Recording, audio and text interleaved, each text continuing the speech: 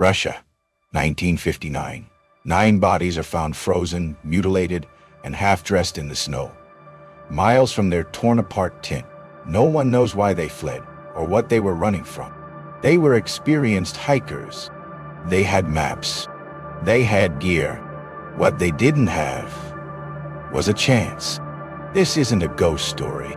It's a real-life nightmare that defies explanation, even 60 years later. Welcome to the Dyatlov Pass Incident. Igor Dyatlov, 23, smart, disciplined, the group leader.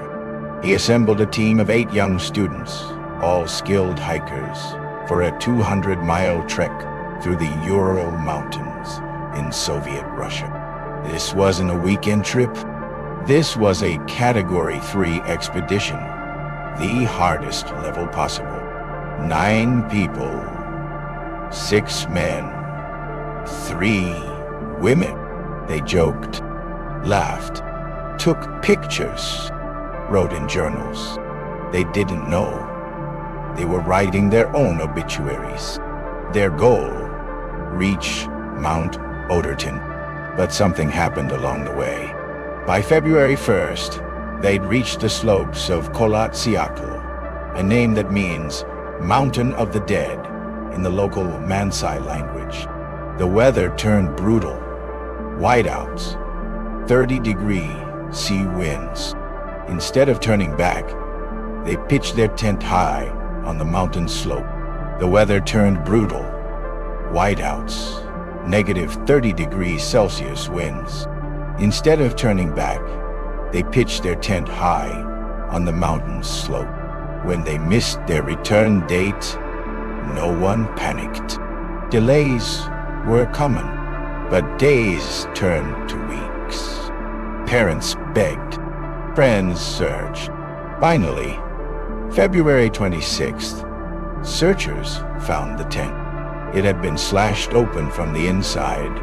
Footprints, barefoot, socked, and one in a single shoe, led away into the snow. Then, the bodies.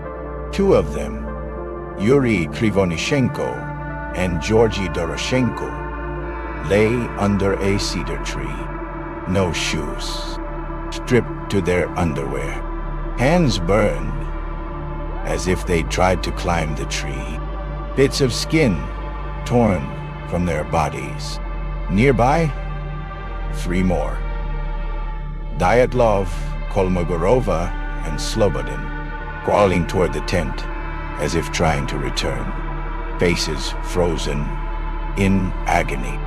No signs of external trauma, but inside, they were bleeding. It took 2 more months to find the last 4. They were in a ravine, buried under 13 feet of snow. Here's where the story turns horrifying.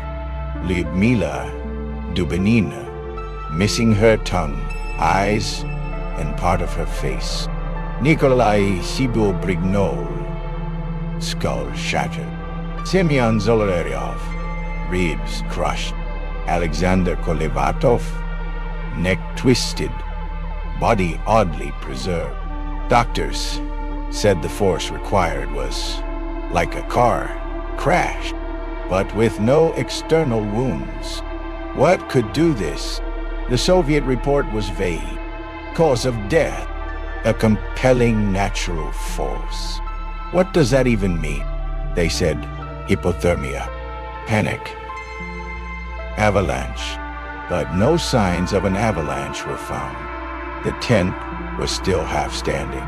And why would trained hikers run barefoot into negative 30 degrees Celsius?